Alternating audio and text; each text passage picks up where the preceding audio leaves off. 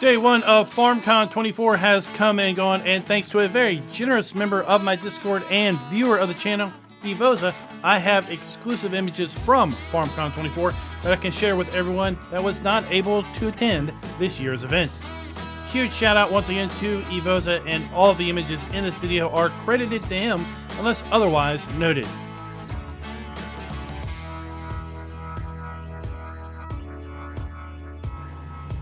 Martin started it all off with some general introductions, including Christian, the CEO of Giant Software, Roland Schmidt, the VP of Marketing for Fent EME, as well as letting all those in attendance know that FarmCon has a new attendance record of 3,500 individuals. Now, I am amazed every time I think about the fact that Giants puts this show, as well as all the FS shows on, all by themselves. Any other company would surely hire an events firm that specializes in events to not only set up the stage, the lights, and the AV, but no, not Giants. All of it is done in-house. Then Boris, head of publishing, took the stage. Now remember, Giants self-publishes, and as such, they control every aspect of the game's release and general distribution. Well, he let everyone in attendance know that FarmSim22 has been the best farm sim to date with a total of 22 DLCs, and it sends FS22 into the sunset with the release of FarmCon24's Fent Pack. This pack consists of 2 tractors, the 380 GTA Turbo and the Xylon 524 tractor. Included are 2 matching front loaders for those 2 tractors, as well as 2 liquid tank attachments for the front, and a 21-meter spray boom for the rear. Boris also let us know that issue 6 of the Farming Simulator magazine will be coming out on July 23rd, which will include more information about Farming Simulator 25. A quick rundown of the collector's edition, which by the way is now available for pre-order on Amazon US. I do have an affiliate link to that down in the description below. And then lastly, gold partner awards were given to Farmer Cop, Homer, and I know I'm going to butcher this, Emmaus. And then Black Diamond Awards were issued to Black Sheep Modding and Corn Hub. Stefan, Giants' Chief Technical Officer, then took the stage to start our first in-depth FarmSim 25 session with a look at the Giants 10 game engine enhancements. Thanks to the pre-FarmCon videos, we've already seen what the fog looks like, as well as some of the aspects of the new dynamic shadows, which include cloud shadows, where clouds will cast shadows over the land as those clouds move across it. But the feature is not just a one-trick pony on clouds. In general, we should also see shadows a bit more crisply defined the closer up they are to the object for which the shadow is being cast from, as well as shadows extending further away will be less defined. Shadows during periods of overcast skies will also become less defined. We can see here shadows on the back of the knob on top of the railing, and the back of the fence is also in shadow versus the tops of the fence, as well as shadows being cast upon the archway. Light sources can also cast shadows, not just the sun. So we can see here in this image that the area behind the tracks is in shadow because the lights from the headlights are being obscured. Weather effects extend to water droplets on the machine when they are wet, as well as tires getting darker when they are wet versus dry. Mud will adhere to the tires, and the effect will lessen as you drive down the road. Enhanced rain visuals, similar to what we saw with the Platinum expansion on Silver Run Forest, with rain splashing on the roads, and a wet road appearance, including a darker color of the road textures, just like the tires, and a higher amount of general reflectivity on the road's surface. Enhancements to vehicle and implement textures, where textures now have layers. We have the body of the vehicle, basically bare metal, primer, base coat, and clear coat. And as such, depending on how deep the scratch is, will govern on basically what layer is exposed visually. In addition, there are additive layers like dirt and snow that are placed on top of the clear coat. Further enhancements to terrain with a higher terrain resolution of 1 meter and a displacement mapping of 12.5 centimeters. Now, I would be a fool to myself and to you guys to pretend that I have really any idea what that means with respect to FS25 versus FS22. But if I were to venture a guess, I would say that in FS22, the terrain had a resolution of, let's say, 2 meters, and having that resolution means that the terrain visually will appear smoother in its transitions. The denser displacement map will have an effect on how your vehicle and implement moves through the fields, and as such, we now have tire ruts being generated when driving through a field with soft soil. Something else we saw in the preview video before FarmCon was how water now reacts to your driving or walking in it. Changes in tree rendering are now also including 360-degree billboards, which relate to distance textures, distance shadows, and more. I think we've all seen the flat and sometimes four-sided distant tree textures on maps. Most often, these seem to be trees off in the distance, off in the map boundary, and it seems like that should be a thing of the past as long as map authors use the new trees versus the old. Starless nights are a thing of the past with FarmCon24 because we now get a starlit sky as well as an enhanced moon, enhanced crop textures with double-sided rendering and less vertices for thinner objects. Overall greater performance because of compression. An example is used where a tractor has vertices that were reduced from a size of 8 megabytes to 4.5 with the new engine, which in effect has a smaller slot count. Now, I think that also then confirms there will be a slot count for consoles in FS25. Sorry, guys. Vertical texturing for terrain and lower cost for terrain rendering is also the result of these enhancements to the game engine. This is once again well outside my wheelhouse of fuller understanding, but taking a look at some imagery here that is provided in the presentation, no geometry is being applied to the streets.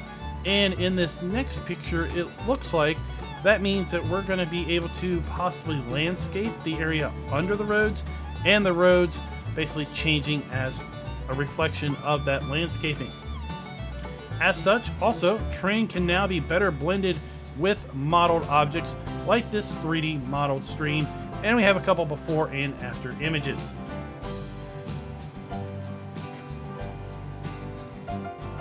Everyone hates to be the session just before lunch, but I think the attendees were willing to sit through the next session as it's all about Riverbend Springs. Our first look at the PDA and the user interface. Now, no new crops were revealed in the listing aside from rice and long grain rice. Some things to take notice of, though, are the field shapes, the pronounced river, and the long road that extends in the extreme south part of the map from east to west. That is where I think the tractor with reflections was running in the pre-FarmCon video.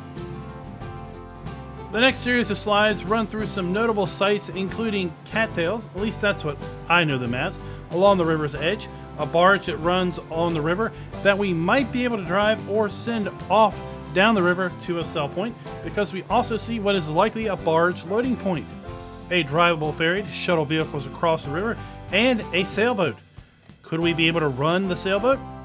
Time will tell. Riverbend Springs will include new trees, bushes, grass, flowers, ground textures, and the new crop of spinach, as well as rice, I assume, given the pre-FarmCon video. Overall, the images that I'm seeing here are absolutely stunning, and I cannot wait to get my own eyes on the map at this point, seeing all of these images and pre-release video. As we saw in the pre-FarmCon video, the animal dealer will have animated animals and new fences.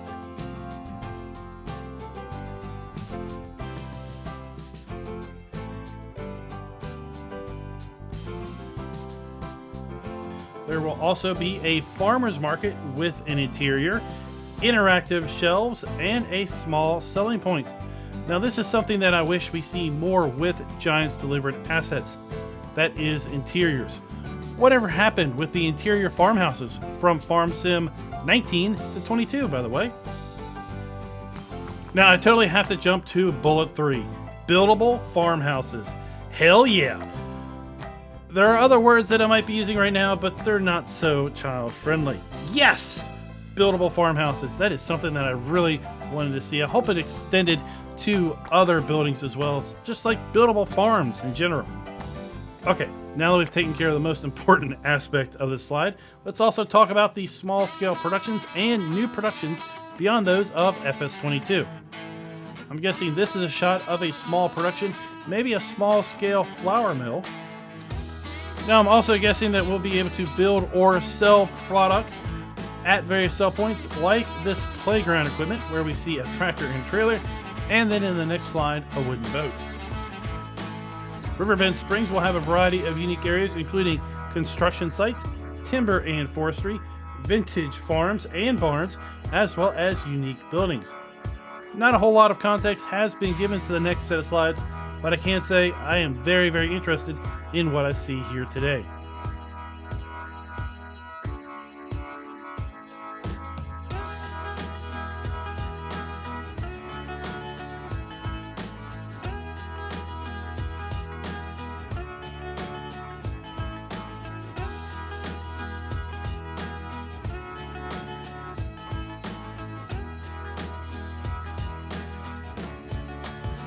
The final session for today that was really centered around FarmCon24 was held with Stefan and Manuel. Now we saw Stefan in the pre-FarmCon video from Giants just a few days ago where they were talking about rice. This session is going to be more about the machines of FS25 as well as more gameplay information. As we already know, rice is coming to FS25 in two varieties. Good old plain rice, and then we have long grain rice. Those of you that pre-order can get the MacDon Pack, and I'm assuming it's going to be able to be purchased separately upon FarmCon24's release. We have a few slides here showing how the header is transported with the MacDon.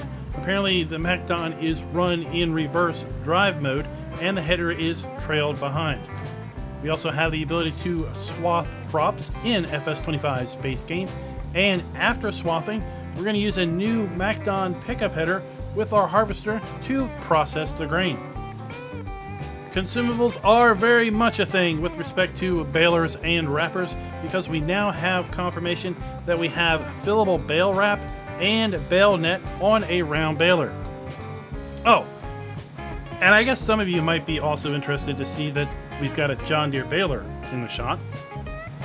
GPS was teased in the pre-FarmCon video, and now we have information on exactly how it's being implemented in the game. Here we have a quick video showing the overall function of a hired helper using GPS to mow a field, including making two headlands. Now I see this feature as kind of a watered down horseplay built into the game. As the functionality was described to me by Evoza, who was present at the FarmCon presentation, the field will be auto-scanned as you approach with a trailed implement. This scanning will take into account the implement type and width. At that time, a course will be laid out that involves headlands and up and down runs along the field's longest edge. Now, as an interesting aside, it makes me wonder what happens on a perfectly square field, but that's nonetheless. Turns are designed to stay within the field boundaries, so no driving into a ditch just off the field's edge and the hired helper being stuck. Now that closes out our day one coverage of FarmCon24. There will be a few presentations tomorrow around scripting and modding. I hope to be able to bring you more information tomorrow about those sessions as well. I wish I could have been there, but it's just not in the cards for me financially perspective or with respect to other things going on outside of YouTube and work. I'm super excited about FarmCon24, even more now that I've seen these sessions. But I've actually went ahead and pre-ordered 2 copies of the game. I've got a collector's edition coming from Amazon, and now I've also pre-ordered an eShop copy from Giants directly. Now, if you are maybe looking to pick up the collector's edition so you can have that much coveted ignition switch, well, consider using again my affiliate link to Amazon down in the description below. If you'd like to give me a little bit of a kickback and maybe help me get my way up to Gold Partnership, well then consider using the Giants eShop code, again linked down in the description below. You can pick up the base game plus the Year 1 Season Pass, and I'm hoping at some point they will offer the Year 1 Season Pass standalone, because those of us picking up the Collector's Edition, we don't have the option of having Collector's Edition plus the Year 1 Season Pass, so we're going to have to buy that separately. If you are a console player and want to pre-order a physical copy of the game, again, consider using that Amazon affiliate link down in the description because you can pick Xbox or PlayStation 5 as an option well. All physical PC versions of the game will also come with a download code that can be redeemed over at the Giants eShop, so you can download the game also. Sorry, Steam users, I do not have a affiliate link with Steam, but it is available for pre-order from there as well as the Epic Game Store. Until next time, happy farming!